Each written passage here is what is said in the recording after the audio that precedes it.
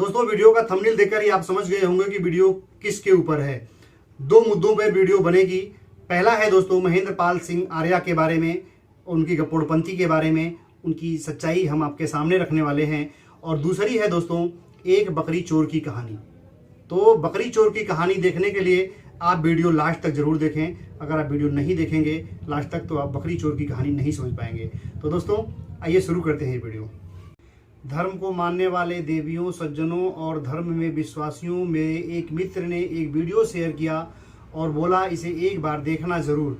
इस वीडियो में कोई है एक नादान बुढ़ा, घसूट, अनपढ़, सठियाया हुआ जो कह रहा है कि वेदों को खाल उखाड़ी जाएगी।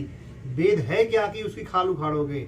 घसूट बुढ़ा का नाम है पंडित महेंद्र पाल सिंह आर्या, और भी पता नहीं कितने नाम जोड़ दिया होगा। पंडित लफेदर महाराज उर्फ महेंद्र जी कहते हैं कि वेद को तुम्हारा 14 खानदान भी नहीं जान सकता।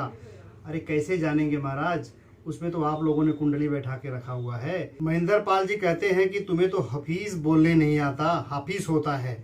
अरे बुढ़ऊ अंकल, आपको तो टाइटल ही गलत लिखा हुआ है। जरा देखिए, मैं दे रहा हूँ स्क्रीन पर, देख लीजिए, आपने टाइटल ही गलत लिखा है। सामने आकर बात करो अनपढ़, गंवार, जाहिल, ये शब्द मेरे नहीं, ये उस बुढ़ऊ अंकल के हैं जो ऐसी भाषा में बोल रहे हैं। दोस्तों ये ऐसे जो मानसिक बीमार लोग होते हैं ना, कभी भी समाज में दबे कुचले लोगों की इज्जत नहीं कर सकते, कभी भी SC ST OBC की इज्जत नहीं कर सकते, क्योंकि ये आपको इसी वीडियो में गाली देते मिल जाएंगे। तो ये कभी भी इंसानियत की इज्जत नहीं कर सकते। इनको सिर्फ अपने ब्राह्मणवाद, मंदिर मस्जिद और एक दूसरे को लड़ाने में ही इनको मजा आता है। इसके अलावा ये कुछ नहीं कर सकते।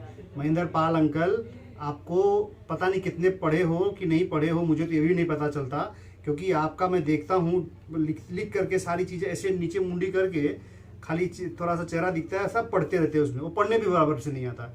पहले पढ़ना तो सीख लो, फिर जो है कि पढ़े लिखे लोगों से डिबेट करना और डिबेट के लिए चैलेंज करना। ठीक है, आप चैलेंज नहीं कर सकते क्योंकि हम आपकी इज्जत करते हैं, आप बुजुर्ग हैं, एक मानवता के, इंसानियत के हिसाब से हम लोगों का ये वो है कि हम आपकी इज्जत करते ही हैं। लेकिन आपकी भाषा ये बताती है कि आप सठिया गए हैं उम्र के साथ। आपको हिमालय में जाना चाहिए तपस्या करने के लिए। वहाँ जाएंगे, तपस्या करेंगे तो आपको मुक्ति मिलेगी और 72 हूरों के साथ साथ आपको परियां भी नसीब होंगी। तो आप जाइए और वहाँ तपस्या करिए। सब फालतूगिरी क्या लेके बैठे हैं। वेदों में विज्ञान है, फलानवा में विज्ञान। अरे होगा वेदों में विज्ञान जब रिसर्च ही नहीं कर पाए, जब कुछ दिखा ही नहीं पाते हो, खाली मानते हो। और दोस्तों पंडित महेंद्र पाल आर्या जी कहते हैं कि संस्कृत सबसे पुरानी भाषा है। एक प्रमाण, एक जगह आप प्रमाण दिखा दो कि आपको जैसे पता चल जाए कि संस्कृत सबसे पुरानी भाषा है, तो जो कहेंगे वो हम मानने को तैयार हूँ।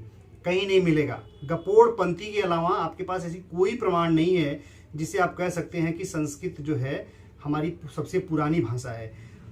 चलो उसको छोड़ो, आप खाली इतना बता दो कि क्या आप संस्कृत में मुझसे बात कर सकते हैं। आपके पास इतनी संस्कृत का इतना ज्ञान है कि आप मुझसे, दूसरे से छोड़ो, मुझसे बात कर सकते हैं। संस्कृत से नहीं बात कर सकते, क्योंकि जो हमारी भाषाएं हैं आपको पता होना चाहिए, जिसका अभी तक प्रमाण मिल रहा है पाली और प्राकृतिक भाषा का और यहाँ के लोकल लैंग्वेज का, जैसे तमिल, कन्नड़, मराठी, भोजपुरी, ये सब जो भाषाएं हैं ये किसी संस्कृत की देन नहीं है। बुढ़ऊ जरा पढ़िए। ये सब जो लैंग्वेज है ये सब लोगों की लोकल लैंग्वेज है। वहाँ पे लोग भोजपुरी में बोलते हैं तो कोई मराठी वाले मराठी में बोलते हैं, कन्नड़ वाले कन्नड़ में बोलते हैं। और आप तो यहाँ तक साबित नहीं कर पाए कि DNA भी आपका भारतीय है।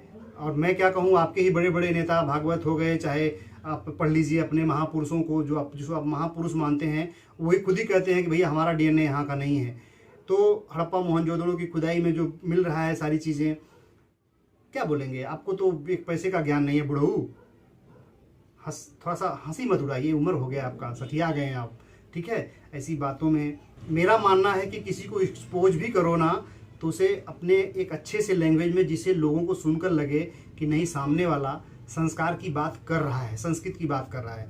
लेकिन संस्कृत का कोई प्रमाण नहीं है, खाली गपोड़ दिए कि है, देखो मोबाइल में दिख रहा है कि है, मोबाइल में दिख रहा है कि है तो ही प्रमाण है, क्योंकि कोई लिख नहीं पाया था। अब भाई संस्कृत कोई जानता ही नहीं था, जबरदस्ती पढ़ाया जाता कि पढ़ो पढ़ो। अरे बुढ़ऊ आपको समझ में नहीं आ रहा, चलो इनसे पूछ लेते हैं। तो अच्छा बताओ, आपको क्या संस्कृत आती है? संस्कृत में पढ़े हो? संस्कृत है क्या लिखी है? कौन सी भाषा है ये?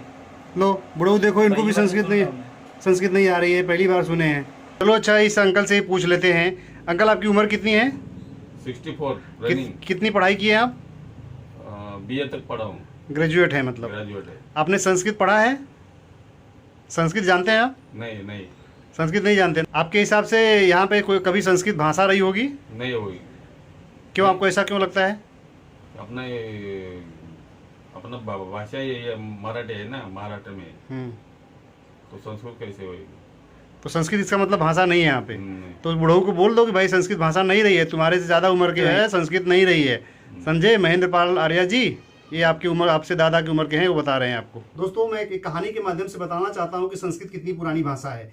दोस्तों हमारे एक मित्र थे, वो स्कूल गए पढ़ने के लिए, तो वहाँ पर उन्हें संस्कृत में पढ़ाया गया। एक पंडित जी थे, वो संस्कृत की भाषा जो थी उन्हें पढ़ाते थे। अब वो बेचारा आया घर पे पढ़ के वहाँ से, शाम को अपने पिताजी को बोल रहा है कि तुम किम करोती। अब इतना सुनते ही पापा बोले क्या बोल रहे हैं भाई तू? तो बोलता है फिर से तुम किम करोती। तब तक 2 फटके कान के नीचे पड़ते हैं। बोलते कैसे भाषा बोल रहा है, गंदी चीज़ बोल रहा है, सीधे से बोल, भोजपुरी में बोल या फिर अपनी भाषा में बोल।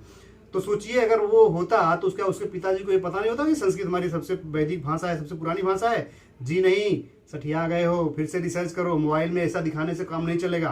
प्रमाण है आपके पास संस्कृत सबसे पुरानी भाषा है? नहीं है। तो अब क्या करोगे? खाली गपोड़ोगे?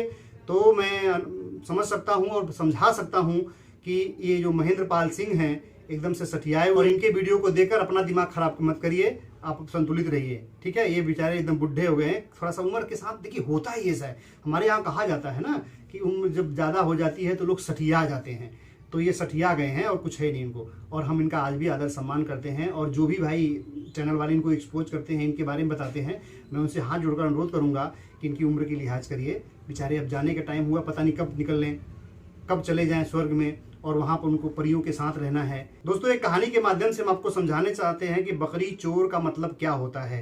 दोस्तों कुछ ऐसे बकरी चोर हैं, मतलब बकचोद भी कह सकते हैं उन्हें बेवकूफ़ भी कह सकते हैं। बकरी बकरी चोर हैं वो, ठीक है? तो बकरी चोरी करने के लिए हमेशा जो है लोगों के घर में चोरी करते थे, लोगों की किताबें चुराते थे, लोगों की चीज़ें चुरा करके ये कहते थे कि ये मेरा है, ये मेरा है।